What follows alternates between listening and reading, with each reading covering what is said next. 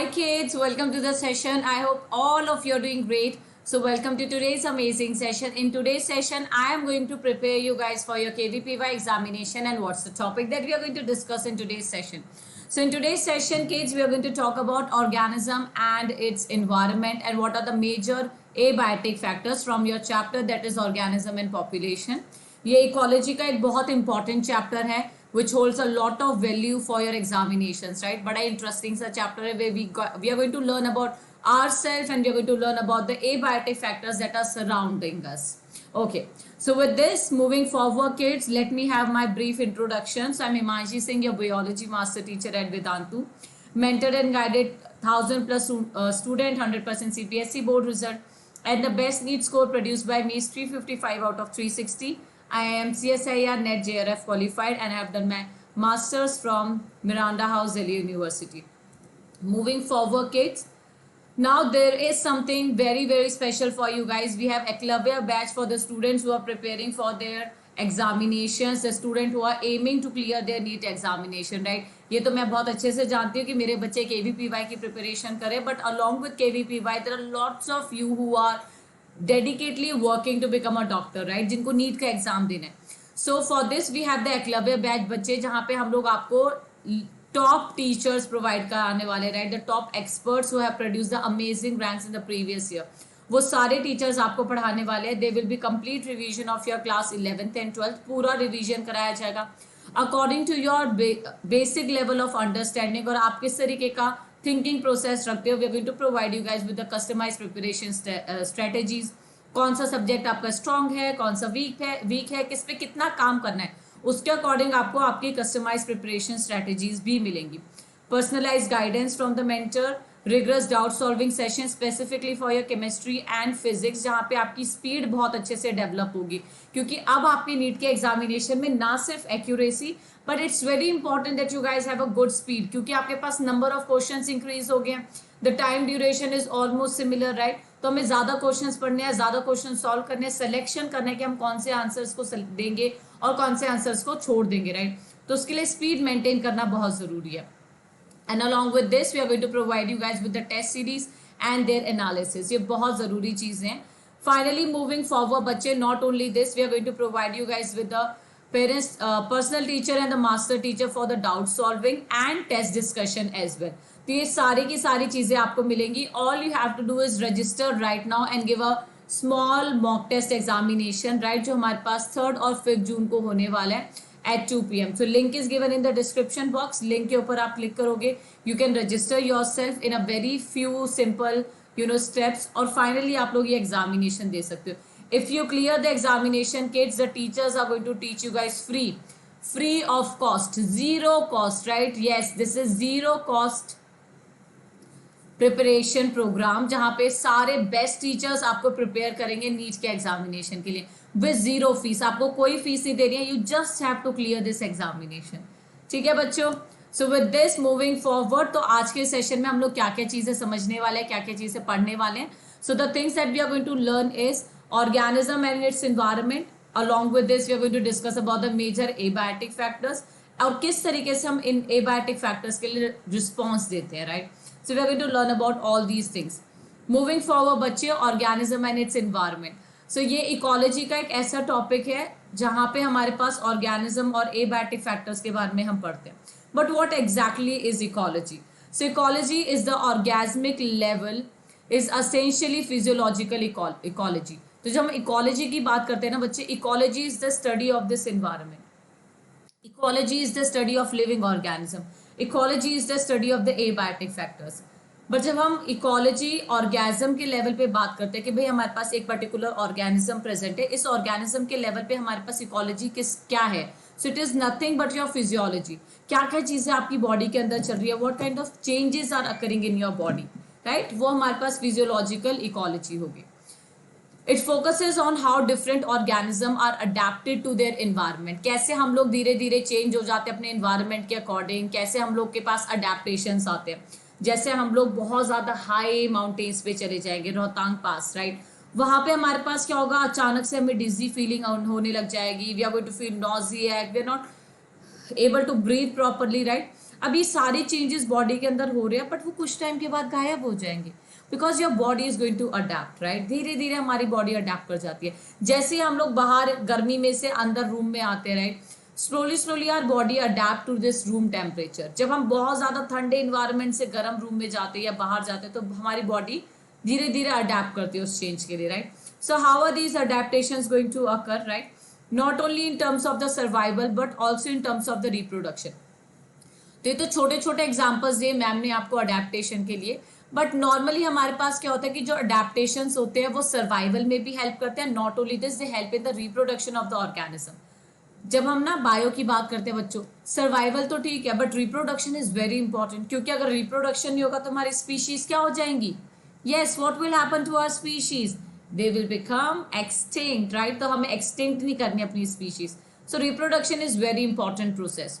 We know that the rotation of the planet around the sun and the tilt of it causes annual variation in the intensity and the duration of the temperature, resulting in distinct seasons. अब हमारे पास गर्मियाँ चल रही हैं, है ना, it's hot summer. पर जैसे हमारे पास थोड़ा सा अर्थ का क्या होगा, रेवोल्यूशन होगा, उसका रोटेशन होता रहेगा, right. We have the day and night, we have the revolution, we have the summers and winters, right. तो ये सारी चीजें हमारे पास चेंज होती रहती हैं। नॉट ओनली दिस बच्चा, अगर हम अर्थ की बात करें तो आपका अर्थ कुछ इस तरीके से प्रेजेंट है, right. It's not at this particular position, but हमारा अर्थ किस तरीके से प्रेजेंट है, इट इज स्लाइटली टिल्टेड, इस तरीके से टिल्टेड है। तो जो हमारा नॉर्थ पोल है, जो हमारा साउथ पोल है, both of them are going to get a different level of sunlight, right. दोनों के पास अलग अलग लेवल ऑफ सनलाइट आएगी।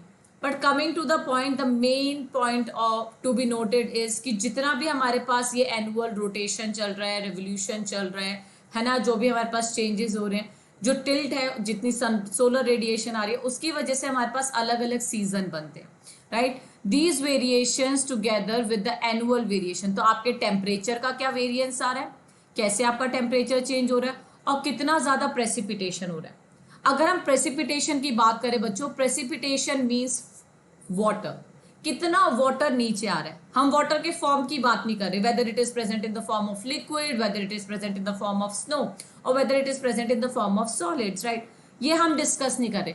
हमारा पॉइंट बस इतना सा है कि पानी नीचे आ रहा है, right. Water is falling on the earth surface in the form of rain, in the form of snow, right.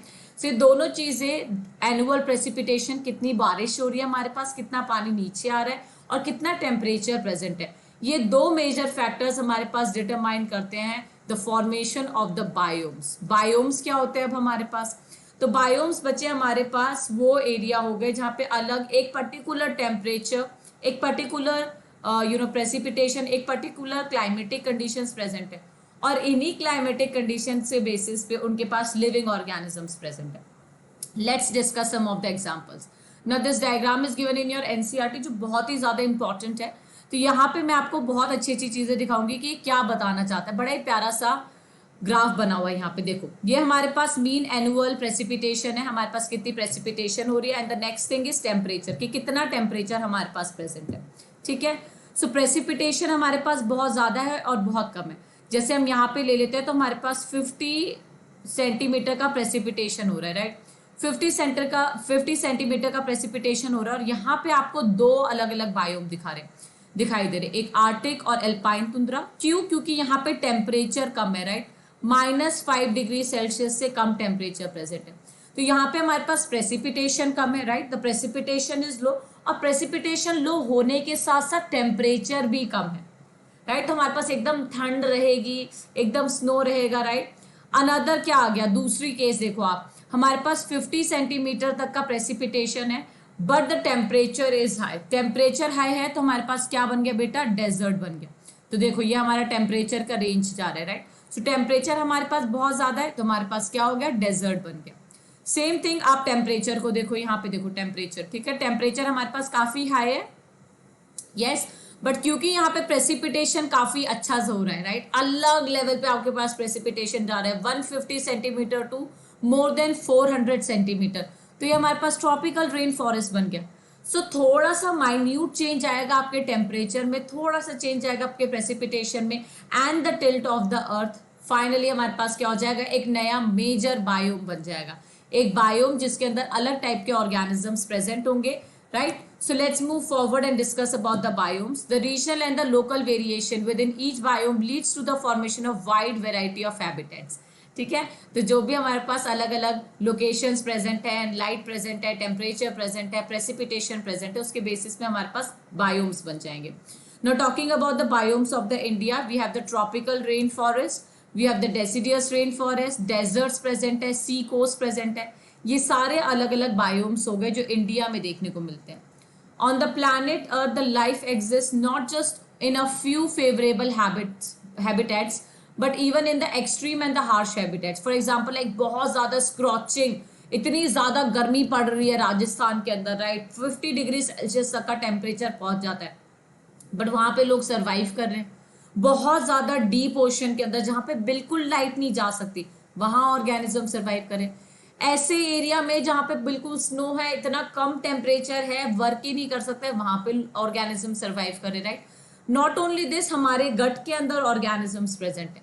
So each and every place we are going to see some of the organism. But how is this possible? कैसे कोई organism इतने ज्यादा extreme environment में survive कर सकता है? This is all because of the adaptations that the organism have towards those changing abiotic factors.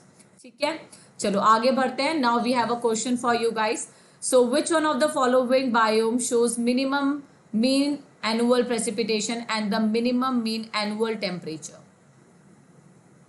Read the question carefully and quickly give me the answer in the chat box, right. आप लोग comment box में answer जरूर देना, right.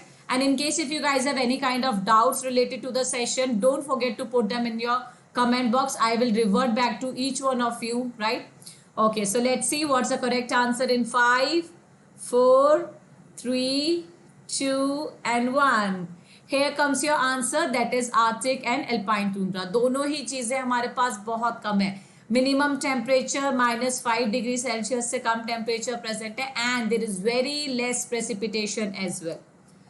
Moving forward kids, the key elements leading to the diversity in the different habitat, क्या क्या key elements present है? The most important elements are temperature, water, light and soil. इनको हम क्या बोलते हैं? abiotic factors. abiotic और biotic. Biotic का मतलब होता है लिविंग फैक्टर, जहां पे आप मैं आ जाते हैं, right. We the living organisms, the lizard, the trees, the plants, everyone, right. Micro organisms. Now the next thing is abiotic factors. Talking about the abiotic factors, they are non-living factors of a ecosystem. So non-living factors में वैसे तो हमारे पास बहुत सारी चीजें हैं discuss करने के लिए, but the most important factors are temperature, water, light and soil, right? ये चार हमारे पास major factors हैं that are going to affect us at a major level. ठीक है, जो living form को बहुत ज्यादा इफेक्ट करते हैं. Now moving forward kids, the physico-chemical abiotic components alone do not categorize the habitat of an organism completely. ऐसा नहीं है कि सिर्फ और सिर्फ टेम्परेचर और प्रेसिपिटेशन ही डिटरमाइन करेगा कि पोलर बियर कहाँ पे रहेगा, राइट. ऐसा नहीं है कि सिर्फ टेम्परेचर और प्रेसिपिटेशन ही डिसाइड करेगा कि कंगारू कहाँ पे रहेगा. There are lots of factors that are going to work together. The habitat includes biotic component also, that is pathogens, parasite, predators, competitors of the organism with which they are going to interact constantly, right. So कहाँ पे रह रहे हैं, किस तरीके का environment present है, कैसे pathogens है, क्या हम उनके साथ survive कर पाएंगे या नहीं कर पाएंगे. They are also going to determine the type of biotic component, but the major factor is abiotic. ठीक है. Over a period of time, the organism had through natural selection, evolution, adaptations to optimize its survival and reproduction in its habitat, right. तो आपने सुना होगा, right. We have discuss this thing a lot of time, और आपने normally biology teacher से ऐसा सुना होगा कि वेरिएशंस बहुत जरूरी होते हैं. Variations are very important for evolution, variations are very important for survival. तो ये वेरिएशंस क्या है? जो चेंजेस प्रेजेंट है, minute changes, right. For example एक ऐश्वर्या राय के पास ब्लू आइज प्रेजेंट है, मेरे पास ब्राउन आइज प्रेजेंट है. दिस इज अ वेरिएशन, ये डिफरेंस है. हालांकि this is not going to make any difference in our survival, but still, right, this is a little variation.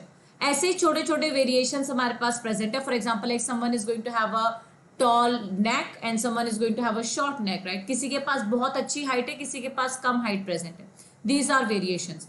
हो सकता है दैट बीइंग ड्वार्फ और being short is going to provide you guys with a benefit, but जो लोग बहुत लंबे हैं उनको शायद कुछ ना कुछ क्या मिले, नेगेटिव फीडबैक मिले, या उनके पास से कोई नेगेटिव इफेक्ट आए इस चीज का, राइट. सो हर एक चीज के वेरिएशंस प्रेजेंट होंगे, and some of the variations are going to be selected by the nature which is known as natural selection.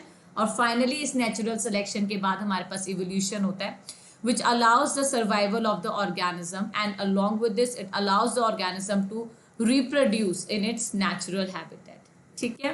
Moving forward, talking about the habitats, the type of natural environment in which a particular species of organism live is known as habitat. जहाँ पे भी organism रहता है वो एक habitat हो गया, जैसे grassland, desert, fresh water, marine water, right? ये सब हमारे पास क्या हो गए, habitats हो गए. Now there comes another thing known as niche, right? So niche में क्या होता है बच्चे, बहुत प्यारा सा कंसेप्ट है, आराम से समझना. Each organism has invariably defined range of the conditions that it can tolerate. Diversity in the resources it utilize and a distinct functional role, right? Functional role in the ecosystem. All these together comprise the niche. तो क्या कहना चाहते हैं, पहले मैं आपको layman language में समझाती हूँ कि निश क्या होता है. अब जैसे हमारे पास दो ऑर्गेनिज्म है, this is a tadpole, right, and this is a adult frog. मान लेते हैं कि हमारे पास दोनों कहाँ पे प्रेजेंट है, वेस्टर्न कोस्ट पे प्रेजेंट है, राइट. वेस्टर्न कोस्ट पे प्रेजेंट है दोनों के दोनों. This is their habitat. कहाँ पे प्रेजेंट है, वेस्टर्न कोस्ट पे प्रेजेंट है. दिस इज द सी शोर ऑफ द वेस्टर्न कोस्ट. तो ये इनका हैबिटेट हो गया. बट अगर हम निश की बात करें तो निश में देखना आप क्या है, वेस्टर्न कोस्ट बहुत बड़ा है, वहां पे वो बहुत सारी चीजें प्रेजेंट है, right. A grassland forest is so huge. Tropical rain forest कितना बड़ा है, सहारा डेजर्ट कितना बड़ा है, right. Your house is so big, सारी चीजें बहुत बड़ी है, राइट. ये हमारा हैबिटेट हो गया. उस हैबिटेट के अंदर ऑर्गेनिज्म कहाँ पर रह रहा है, in the water, on the land, on the tree, right, in the bar, in the woods, in the बिल, इन द बरो, राइट. कहाँ पे ऑर्गेनिज्म रह रहा है, वो उसका निश हो गया, राइट. सो जब हम निश की बात कर रहे हैं तो टेडपोल और फ्रॉग दोनों के दोनों हमारे पास हैबिटेट की बात करें तो दोनों के दोनों वेस्टर्न कोस्ट में प्रेजेंट है. बट जब हम निश की बात करते हैं तो निश में हमारे पास क्या आ जाता है बच्चा, एग्जैक्ट लोकेशन जहां पे ऑर्गेनिज्म हमें देखने को मिलेगा, that is in the water and on the land for the frog. समझ आया कंसेप्ट, क्या समझा रहे हैं? एक मिनट रुको, एक एम्प्टी स्लाइड लेके समझते हैं. सो आपके पास ये बड़ा सा फॉरेस्ट है, right. This is your big forest. इस फॉरेस्ट के अंदर अलग अलग ऑर्गेनिजम्स प्रेजेंट है. For example like there is presence of a bird, there is presence of a, let's say there is presence of a mouse. तो मैम कोशिश करते हैं माउस बनाने की. चलो ये रैबिट जैसा ज्यादा दिखाई दे रहा है, ठीक है. और there is presence of a lion, लिख देते हैं, ड्राइंग नहीं करते, तुम लोग हंसते हंसते थक जाओगे. So this is your bird, this is your rabbit, and this is your lion. तो अगर हम बर्ड की बात करें तो बर्ड कहाँ पे सरवाइव करे बेटा, ट्री के ऊपर. Lion is going to live in the caves, ठीक है. और ये रैबिट कहाँ पे करेगा, हमारे पास बरोज के अंदर प्रेजेंट है.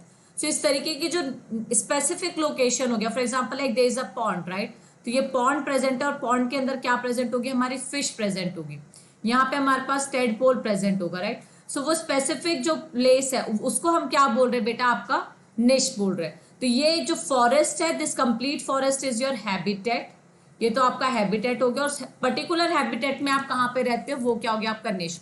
जैसे आपका घर, घर आपका क्या हो गया, द घर इज योर हैबिटेट, और उसमें आपका जो रूम है वो आपका निश हो गया.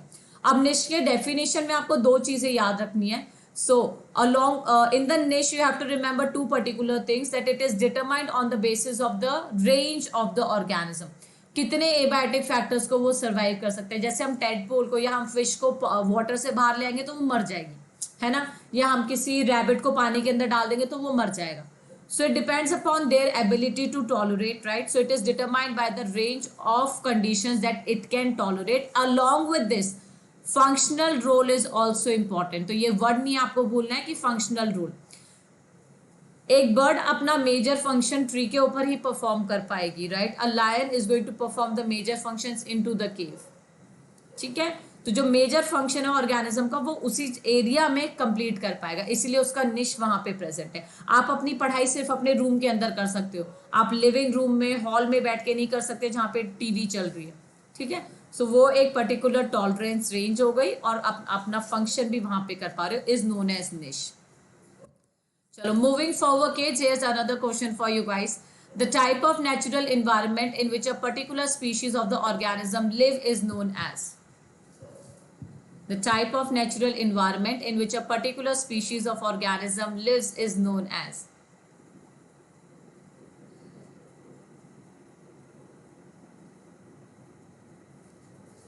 Five, four, three, two, one. Time's up. Let's see. The correct answer is habitat, right? और जब हम निश की बात करते हैं तो हम एक पर्टिकुलर लोकेशन की बात करते हैं where the organism has the favourable environment and it is going to perform the environmental functions as well. ठीक है, moving forward to the next one, the major abiotic factors. Let's discuss about all of them in detail. So सबसे पहला बेटा हमारे पास आ गया temperature. Which one? Temperature. So temperature is the most important, right? सबसे ज्यादा इकोलॉजिकली इंपॉर्टेंट और रेलिवेंट फैक्टर है. क्यों? क्योंकि टेम्परेचर हमारे एंजाइम्स को कंट्रोल करता है. बताओ जल्दी से, हम लोग लिविंग किस वजह से? व्हाई आर वी लिविंग, है ना? Characteristics of the living organism. ये पेन लिविंग नहीं है बट मैं लिविंग हूं, ये फोन लिविंग नहीं है बट हम लोग लिविंग है, right? Why is it so? ऐसा क्या डिफरेंस प्रेजेंट है हमारे बीच में? The major reason is metabolism. अगर हम लोग लिविंग है तो किसकी वजह से? मेटाबॉलिज्म. जिस दिन हमारे मेटाबॉलिज्म ने काम करना बंद कर दिया, हमने भी काम करना बंद कर देना है ना. तो मेटाबॉलिज्म हमारे पास क्या है बेटा? बहुत जरूरी चीज है. और मेटाबॉलिज्म लिविंग ऑर्गेनिज्म के अंदर किससे रेगुलेट होता है? एंजाइम से. और बेटा ये जो एंजाइम्स होते हैं ना, बहुत छुई मुई टाइप के होते हैं. छुई मुई टाइप के कैसे होते हैं? They very sensitive to temperature. अगर आपका टेम्परेचर इंक्रीज हो गया तो क्या हो जाएगा? इनका डीनेचुरेशन, मतलब इनका स्ट्रक्चर खराब हो जाएगा. Structural damage. गाड़ी का स्ट्रक्चर खराब हो जाता है ना, तो इनका स्ट्रक्चर खराब हो जाएगा. स्ट्रक्चर खराब होने की वजह से अब ये काम करना बंद कर देंगे, राइट? सो स्ट्रक्चरल डैमेज हो जाएगा. अब स्ट्रक्चर डैमेज हो गया और किसी काम का नहीं रहा. अनदर थिंग इज, अगर बहुत ज्यादा टेम्परेचर कम हो जाएगा, if the temperature is going to decrease a lot, in this case what is going to happen?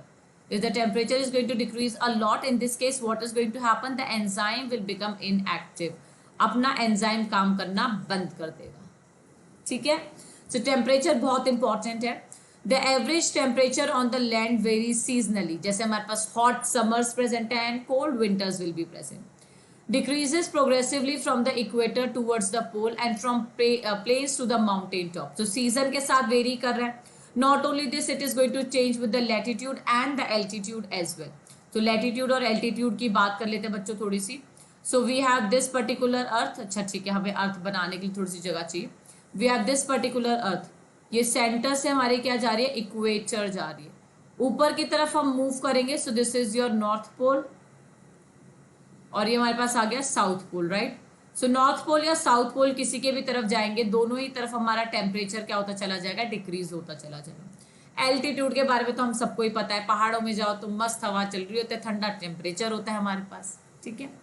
The mango tree does not and can not grow in the temperate countries like Canada, Germany. Snow leopard are not found in the Kerala forest and the tuna fish are rarely caught beyond the tropical latitudes in the ocean. ऐसा क्यों हो रहा है? Because they are bound by temperature, right? So they are temperature sensitive. Temperature sensitive. बहुत ज़्यादा temperature sensitive है. जैसे जैसे टेम्परेचर का चेंज होता चला जाएगा वैसे वैसे मेरे पास ऑर्गेनिज्म की रेंज भी कम होती चली जाएगी. जैसे हम पोलर बियर से ये एक्सपेक्ट नहीं कर सकते कि वो हमारे पास राजस्थान में आके रहे, हमारे राजस्थान के डेजर्ट्स में सर्वाइव करे. Similarly, we cannot expect a camel to live in your Arctic region, right? So दोनों ही organism के अपने अपने adaptations हैं and they are well adapted to survive in their kind of environment. ठीक है, चलो moving forward, the temperature ranges from sub-zero level in the polar regions and the high altitudes to more than 50 degrees Celsius in the tropical deserts in summer. In unique habitats such as thermal springs and the deep water sea hydrothermal vent, the temperature exceeds more than 100 degrees Celsius. अच्छा जल्दी से बताओ, ये मोर than 100 degree celsius में या जो hot water springs हमारे पास प्रेजेंट है, यहाँ पे कौन सा ऑर्गेनिज्म देखने को मिलता है? From class 11th you guys should remember this particular point. कौन से ऑर्गेनिजम्स देखने को मिलते हैं हमें? आर्के बैक्टीरिया, राइट, आर्के बैक्टीरिया हमें देखने को मिलेंगे। सो ये आर्के बैक्टीरिया हमारे पास बेटा thermo acidophile, to be more specific thermo acidophiles. ओहो, आर्के बैक्टीरिया में भी thermo acidophile. Thermo means high temperature, acido means low temperature, and phil means loving bacteria. So ऐसे ऑर्गेनिज्म जो हाई टेम्परेचर में मोर देन 100 डिग्री सेल्सियस में survive कर सकते हैं, बहुत लो पीएच में सर्वाइव कर सकते हैं, राइट, जहाँ पे कोई और नहीं सर्वाइव करेगा। बट ये ऐसा कैसे कर पा रहे हैं भाई? अगर ये मैंने ये बोला कि बहुत ज़्यादा टेम्परेचर होता है तो एंजाइम्स खराब हो जाते हैं, यहाँ पे तो 100 डिग्री सेल्सियस से ऊपर चला गया टेम्परेचर, यहाँ पे भी तो एंजाइम्स खराब हो जाने चाहिए, but the organism is surviving. Thermo acidophils यहाँ पे देखने को मिलते हैं। क्यों? Because they have stable enzymes, right, इनके पास स्टेबल एंजाइम प्रेजेंट है, इनके पास बहुत ज्यादा स्टेबल मेम्ब्रेन्स प्रेजेंट है, right, with the strong bonds, right. So बहुत ज्यादा स्ट्रॉन्ग मेम्ब्रेन्स प्रेजेंट है, बहुत ज्यादा स्ट्रॉन्ग एंजाइम्स प्रेजेंट है। चलो, moving forward to the next one. Significance of the temperature to the living organism, it affects the kinetics of the enzyme. जैसा मैंने आपको पहले ही बताया, टेम्परेचर बहुत ज्यादा इंक्रीज होगा तो डीनेचुरेशन हो जाएगा, टेम्परेचर बहुत ज्यादा कम होगा तो इनएक्टिव हो जाएंगे हमारे एंजाइम्स, राइट। और एंजाइम्स मेटाबॉलिज्म को कंट्रोल करते हैं, influence the metabolic activity and the other physiological functions of the organism. तो हमारे पास मेजर फंक्शन हो गया टेम्परेचर का। मूविंग फॉरवर्ड, टेम्परेचर की किस रेंज में ऑर्गेनिज्म सर्वाइव कर सकते हैं? For example like talking about humans, we are found in the scorching heat of deserts, right, along with this we are present in the polar regions as well. तो हम तो हर जगह पे survive कर रहे हैं। So we have a wide temperature range. ऐसे organisms को बोलते हैं यूरी थर्मल। बेटा यहाँ पे एक वर्ड आ रहा है यूरी। बायोलॉजी को इजी बनाना है ना, जिसको बायोलॉजी समझ में नहीं आता, ऐसा लगता है कि अरे यार बस रट्टा मारते रहो, इतना मुश्किल है बायोलॉजी। आपको बेटा बस एक ही चीज का ध्यान रखना है कि आप शब्दों को समझने की कोशिश करो। If you guys are going to understand the word, you are going to understand the biology and you are going to fall in love with it, right. So eury का मतलब क्या होता है बेटा? वाइड। यूरी का मतलब होता है वाइड, राइट। थर्मल का मतलब temperature. So wide range of temperature में जो ऑर्गेनिज्म सर्वाइव करेंगे, right, they are known as eurythermal organism. For example like mammals and birds. The next one is stenothermal. तो दूसरा वर्ड आपके पास आता है steno. Steno means narrow. Steno का मतलब क्या होता है? नैरो। तो बहुत नैरो रेंज में देखने को मिलेंगे, right. For example like polar bears, lizards, frog, right. ये पोलर बियर सिर्फ ठंडी जगह पे देखने को मिलेगा, लिजर्ड सिर्फ ठंडी जगह पे देखने को मिलेगा। Mango, yes, mango is also the example of your stenothermal. So majority of plants हमारे पास स्टेनोथर्मल रहते हैं। They are going to have a narrow range, बहुत ही ज्यादा नैरो रेंज में सर्वाइव करते हैं टेम्परेचर के। And the other one that is going to tolerate the wide range is you known as eurythermal, right. The level of thermal tolerance, the level of the thermal tolerance of the different species determine their geographical distribution. कितना temperature आप झेल सकते हो उसके basis पे आपके पास geographical distribution present होगा। For example like some of them are restricted to the polar region, कुछ दुनिया भर में प्रेजेंट है, for example like humans, right.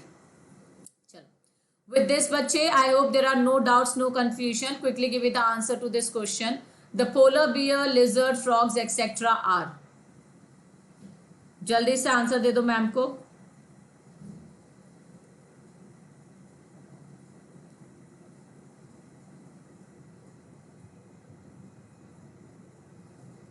चलो let's see the correct answer. The correct answer is stenothermal. So ये सारे organisms कैसे हैं? स्टेनोथर्मल है with a narrow range of temperature. Next abiotic factor is water. So water is very important. The life originated in the water and is unsustainable without water. 90% of our body is made up of water, right? The productivity and the distribution of the plants heavily depends upon the water. कुछ organism aquatic होते हैं, right? We have aquatic plants. Some of them are desert plants. Some of them are mesophytic plants जो normal composition में present होते हैं.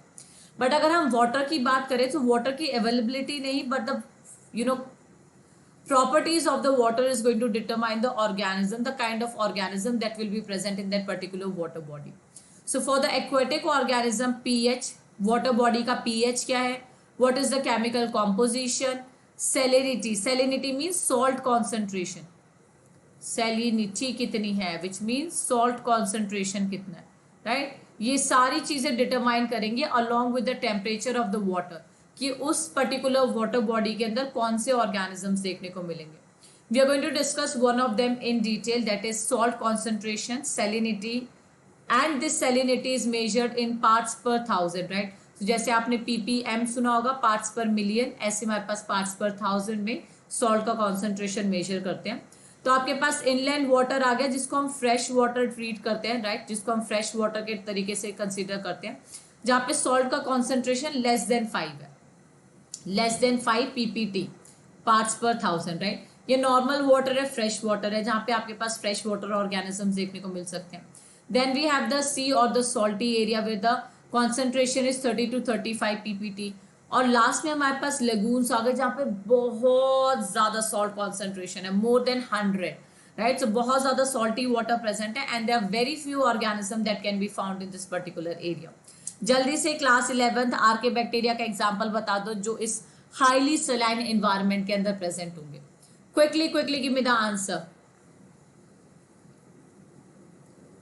Halophiles, right, halophiles is the correct answer, right. Halophiles हमारे पास correct answer आ गया. Okay डोकी, so with this let's move forward. So salinity के basis पे भी बच्चे हमारे पास यूरी हेलाइन और यूरी स्टेनो हेलाइन ऑर्गेनिजम्स हो सकते हैं. जब हम यूरी हेलाइन की बात करते हैं तो यूरी का मतलब क्या होता है बेटा, what does Yuri means, Yuri means white, और हेलाइन, राइट, यहाँ पे सेलाइन नहीं है, हेलाइन है. Please pay special attention to this word, euryhaline and stenohaline, not saline, haline, right. So euryhaline organism that can tolerate a wide range of salinity, stenohaline organism that can tolerate a narrow range of salinity, right. तो बहुत narrow range present होगी. Many freshwater animals cannot live for long in the sea water and vice versa. किस वजह से, क्योंकि वहाँ पे osmotic issues होने लगते हैं. Osmotic क्या होता है, osmosis means maintaining the salt and the water concentration. अब यहाँ पे हम एक organism को दूसरे completely opposite environment में ले जाएंगे तो वहाँ पे उनके पास ऑस्मोटिक इश्यूज होने लगेंगे, बहुत ज़्यादा वाटर बॉडी के अंदर आ रहा है या बहुत ज़्यादा वाटर बॉडी के बाहर जा रहा है, ठीक है, जिसकी वजह से ऑर्गेनिज्म मर जाता है. One of the example of the euryhaline condition is salmon and the stenohaline is shark, right. Thank god shark stenohaline है, वरना हमारी गंगा के अंदर भी क्या मिल जाते हैं, हमें ऐसे शार्क मिल जाते हैं. चलो moving forward to the next one, and here comes your another factor that is light. So light is another important abiotic factors which is required by the autotrophs for the purpose of photosynthesis. और ये photosynthesis सिर्फ plants अपने लिए थोड़ी कर रहे हैं, they are working for us as well. हम भी नहीं रहते बिना photosynthesis के जिंदा, फिर किसको खाते, है ना. So many species of the small plants, herbs and the shrubs growing in the forest are well adapted to photosynthesize optimally under very low light condition. Because they are constantly overshadowed by the tall tree and the trees canopy. So बड़े बड़े trees present है, right, ये बड़े बड़े से trees बना लेते हैं, देखो ये बड़े बड़े से trees present है, और यहाँ पे ये हमारे पास छोटी छोटी सी घास present है, छोटे छोटे से herbs present है. अब इनके पास तो proper light नहीं आ पा रही है, so how are they going to do the photosynthesis? They are going to have their own adaptations, right. अगर हम फोटोसिंथेसिस की बात करें और लाइट की बात करें तो फोटोसिंथेसिस तो एक इम्पॉर्टेंट फैक्टर है ही. Along with photosynthesis, there is another very important factor that controls the life cycle of a plant, that is flowering, photoperiodism, right. याद है आपको photoperiodism? So photoperiodism, that is flowering in case of the plants, right. तो ये flowering के लिए भी क्या चाहिए, हमें लाइट चाहिए. Long day plant, short day plants from your class 11 chapter, है ना. ये सारी चीजें हम लोग डिस्कस करेंगे बच्चों, सब कुछ हम लोग पढ़ेंगे धीरे धीरे, स्लोली. मूविंग फॉरवर्ड, लाइट की बात करें, the animals are also sensitive to light. So animals use the diurnal which means the day and night switch and the seasonal variations in the light intensity and the duration as clues for timing for their foraging activities. अब जैसे ना आप लोग park में जा रहे हो, आप कहीं पे भी बाहर जा रहे हो, खैर पार्क जाने की उम्र नहीं रही तुम्हारी, बट एनीवेज मान लेते हैं हम लोग पार्क जा रहे हैं, हम घूमने जा रहे हैं, नहीं पार्क जा सकते हैं, फिर छोटे बच्चे हैं अभी, है ना. तो हम लोग कहीं पार्क जा रहे हैं कि मम्मी मैं क्रिकेट खेलने जा रहा हूँ, ठीक है, मम्मी ने बोला कि 7 बजे से पहले वापस आ जाना, अब तुम अपनी वॉच ले जाना भूल गए, तुम्हारे फ्रेंड्स के पास भी वॉच नहीं है, तो तुम क्या करोगे? You will look into the sky, you will say यार लग रहा है 7 बज गए होंगे, मैं ना घर जाता हूँ, लेट हो जाएगा, right? I'm going back to my house because I think it must be 7. Same thing happens with the animals. Animals do not have any watch, but they know that it's going to be night, it's going to be the day, right? तो कैसे पता चलता है? Light की intensity और उसके duration से. Light की इंटेंसिटी हमें डे और नाइट का डिफरेंस बताएगी, and the duration is going to tell us the season.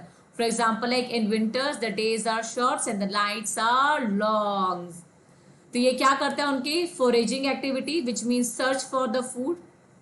Foraging activity क्या होता है? Search for food.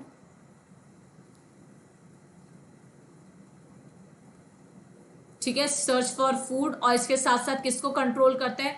Reproductive abilities को कंट्रोल करता है. It is going to control the migratory activities as well. ठीक है. Not only this, the availability of the light on the land is closely linked with that of the temperature. जितनी ज्यादा light होगी उतना ज्यादा temperature होगा. But into the deep ocean the environment is dark and its inhabitants are not aware of the existence of the celsius body called as sun. तो ये बहुत ज़्यादा डार्क में सर्वाइव कैसे कर रहे हैं? What are the adaptations that they must be going to have? So certainly organisms के पास कुछ ना कुछ adaptations present होंगे, and these organisms are well adapted to live in their particular area. जैसे एक एग्जाम्पल हम ले लेते हैं. Do you guys remember chemosynthetic bacteria?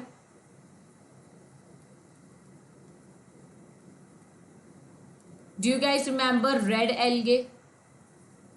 तो ये दो ऐसे एग्जाम्पल्स हैं, दो ऐसे ऑर्गेनिजम्स हैं जो विदाउट विजिबल लाइट, जहां पे विजिबल लाइट नहीं आ रही है वहां पे फोटोसिंथेसिस, वहां पे अपना फूड सिंथेसाइज करें. कीमोसिंथेटिक फोटोसिंथेसिस नहीं, कीमोसिंथेसिस शो करते हैं. सो केमिकल्स की प्रेजेंस में वो अपना फूड सिंथेसाइज कर रहे हैं. रेड एल्गे जो यूवी रेडिएशंस को यूज करके क्या करेंगे? They going to use the UV rays and they going to make their own food, right? So ये सारे अडेप्टेशंस हमारे पास प्रेजेंट हो सकते हैं. The organisms are well adapted to survive in the different environmental conditions. So with this kids, moving forward, here comes your interactivity pod. Organisms that are tolerant to a wide range of salinity are known as. So the keywords are given in your question. जल्दी से answer दो keywords को देख के. And the keyword is wide. So the correct answer is euryhaline. Yes, so euryhaline organisms हो गए. With this, moving forward, the light, the spectral quality of the solar radiation is also important. तो light कौन सी आ रही है, क्या क्या composition present है? The UV component of the spectrum is harmful to many organisms, while not all the color components of the visible spectrum are available for the marine plants at its different depth, right? तो हमारे पास जैसे जैसे depth बढ़ती जाएगी ocean की, वैसे वैसे हमारे पास क्या होगा? सिर्फ और सिर्फ यूवी रेज अवेलेबल होगी, राइट? यहाँ पे हमारे पास विजिबल स्पेक्ट्रम प्रेजेंट था, यहाँ पे भी हमारे पास रेड वेवलेंथ प्रेजेंट थे, ये वॉयलेट वेवलेंथ प्रेजेंट थे, राइट? अभी हमारे पास क्या प्रेजेंट है? सिर्फ अल्ट्रा वॉयलेट रेज प्रेजेंट है. तो ये अल्ट्रा वॉयलेट रेज में हमारे पास रेड एल्गे क्या करेगा? फोटोसिंथेसिस करेगा. So among the red, green and the brown algae that inhabit the sea, which is likely to be found in the deepest water, the answer is red algae. But what is the reason why? So why? I want you guys to give the answer in the comment box, right? Answer in comment box after the session. I will give you guys a response to everyone. Please answer to this in the comment box. This is your homework question. तो ये आपका homework question है kids, yes? तो ये आपका homework question हो गया. Homework question में आपको आंसर देना है that why only red algae is present और capable of using the UV radiation. So red algae हमारे पास डीप सी ओशन में क्यों प्रेजेंट है? Homework question. Don't forget to give the answer in the comment box, and in the next session I am going to appreciate everyone on the big screen. चलो moving forward kids, the last one that we are going to discuss is soil. तो soil की बात करें तो soil is the soil in the nature and the properties of the soil in different places vary. It depends upon the climate, the weathering process, whether soil is transported or sedimentary, and how the soil was formed. कैसे हमारा soil बना था. So various characteristics of the soil such as soil composition, grain size, aggregation, किस तरीके का soil है, किस तरीके के water percolating properties present है, पानी उसमें से बाहर आ जाएगा या वो पानी को होल्ड कर लेगा, जैसे सैंड. सैंड से पानी पास ऑन हो जाएगा, बट अगर हमारे पास क्ले सॉइल प्रेजेंट है जैसे आपके पॉट्स के अंदर प्रेजेंट होता है, तो यहाँ पे क्या हो जाएगा बच्चे, यहाँ पे आपके पास वाटर होल्डिंग कैपेसिटी इंक्रीज हो जाएगी। तो ये सारी प्रॉपर्टीज सॉइल के डिटरमाइन करते हैं कि कौन से ऑर्गेनिजम्स वहां पे प्रेजेंट होंगे। These characteristics, along with the parameters such as pH, mineral composition, topography, determine the large extent the vegetation. तो किस तरीके की vegetation present होगी, environmental factors क्या है, pH क्या है, mineral composition क्या है उस एरिया का, and this in turns dictate the type of the animals. तो सबसे पहली चीज आ गई abiotic factors. एबायोटिक फैक्टर्स आपकी मेजरली इफेक्ट करते हैं प्लांटेशन को, किस तरीके के प्लांट प्रेजेंट होंगे, और प्लांटेशन इन इट्स रेफरेंस किसको कंट्रोल करते हैं, एनिमल्स को। सो एबायोटिक फैक्टर्स तो खैर दोनों के ऊपर काम कर रहे हैं, बट एनिमल्स के ऊपर वेजिटेशन भी बहुत ज्यादा इंपॉर्टेंट रोल प्ले करता है कि कौन से प्लांट्स अवेलेबल है उस पर्टिकुलर एरिया में। Moving forward, in the aquatic environment the sediment characteristics often determine the type of benthic animals that can live over there. So किस तरीके का sedimentation present है, क्या pH है, क्या वहाँ पे कैल्शियम अवेलेबल है या नहीं है, lots of different minerals and their composition are going to determine the benthic animals. Benthic animals means जो हमारे पास बेड पे मिलते हैं, ओशियन बेड पे मिलते हैं, राइट, ओशियन बेड पे मिलते हैं, सबसे नीचे प्रेजेंट है सॉइल के ऊपर, ये हो गए बेंथिक ऑर्गेनिजम्स। ठीक है बच्चे, with this it's your quiz time now, so I hope all your doubts are clear, right? And with this we are going to have your quiz time, so all the best to everyone. Quickly give me the answers. I'm going to give you guys sufficient time to select the answer. So here it comes, the quiz time. Okay, read the question carefully. Question: major biomes such as desert, rainforest and the tundra are formed due to. Read the question carefully, take your time.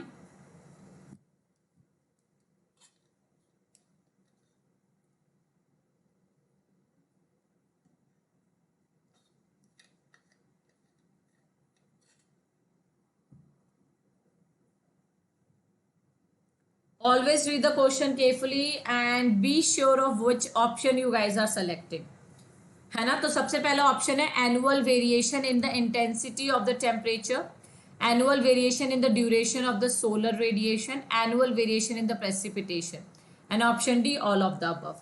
So I am going to give you 5 4 3 2 1 and time's up. Let's see what's the correct answer. The correct answer is option D, that is all of the above, right? So all of the above is correct answer. Intensity of the temperature जो basically solar radiation के ऊपर depend करती है, sunlight के ऊपर depend करती है, and the sunlight is going to be determined by your axis, right? So कहाँ पे ज्यादा सनलाइट आ रही है, कहाँ पे कम सनलाइट आ रही है, duration of the solar radiation, कितनी देर तक सोलर रेडिएशन प्रेजेंट है, and the precipitation, all of them are going to control your biome formation. Next question, which is a lengthy question. Which one of the following is best suited with the abiotic factor temperature playing role in the changes in the physiochemical environment of different habitats? Okay, read the question carefully.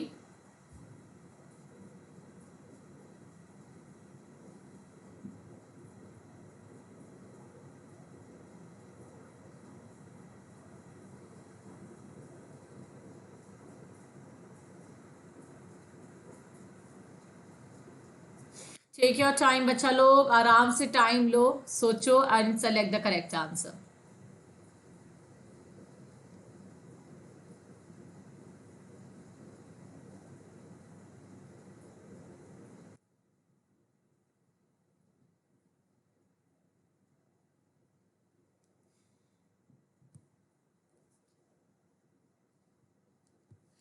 Okay, I think we should move forward.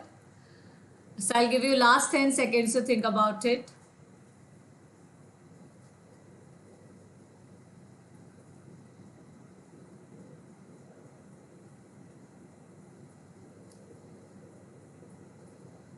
Fine, let's see what's the correct answer, and the correct answer is option C. So which of the following is best suited with the abiotic factor temperature playing role in the changes in the physiochemical environment of the different habitats, right? So answer क्या होगा इसका, temperature हमारे पास land पे हमेशा 50 नहीं रहता, कभी कम भी होता है, कभी ज्यादा भी होता है. The temperature of the temperate countries is very much favorable to the mango tree. The answer is no. Mango हमारे पास कैसा है, ट्रॉपिकल प्लांट है. It's a tropical plant which requires high temperature. Temperate का मतलब क्या हो गया, बहुत ज्यादा लो टेम्परेचर प्रेजेंट होगा. There will be lots of variations in the temperature. Temperature affect the kinetics of the enzyme and hence the basal metabolic activity of the body. So this is your correct answer. Temperature mainly क्या करता है आपके पास, आपके enzymes को control करता है, controlling your metabolism. Moving forward to the next one. The next question is, the aquatic organism face problem when the water quality gets disturbed. Here water quality indicates, क्या क्या water qualities है हमारे पास in consideration. So option A is chemical composition, temperature, pH. Option B, chemical composition and pH. Option C, only pH. And option D, pH and temperature. Read the question carefully.